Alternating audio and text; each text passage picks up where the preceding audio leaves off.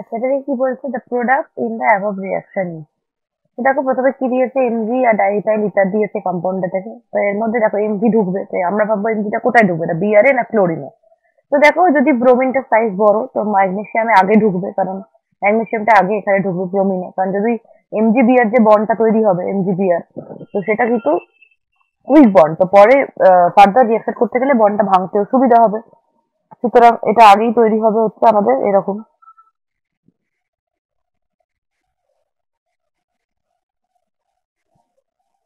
Chlorine.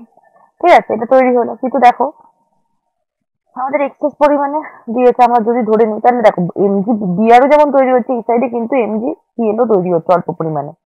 ঠিক আছে, তো এর মধ্যে দেখি কি অপশন কি কি দিয়েছে দেখো। আচ্ছা, এর মধ্যে যদি আমরা দেখি এই ইয়েটা দেওয়া হচ্ছে CH2 আর H3O+ দেওয়া হচ্ছে। তো এটা কি তৈরি হবে না, দুদিকেই তাহলে আমাদের CH2 ওইচ, আর এদিকেও তার মানে আমাদের CH2 ওইচ তৈরি হবে। তো দেখো অপশন এতে কি বলেছে, এই কম্পাউন্ডটা দেখো এখানে ব্রোমিনটা কখনোই একা থাকবে না। ঠিক আছে, কারণ দেখো যদি ক্লোরিনে নাও বা ঢোকে কিন্তু ব্রোমিনে সে ঢুকবে যদি এক্সপেরিমেন্ট না দেওয়া থাকে।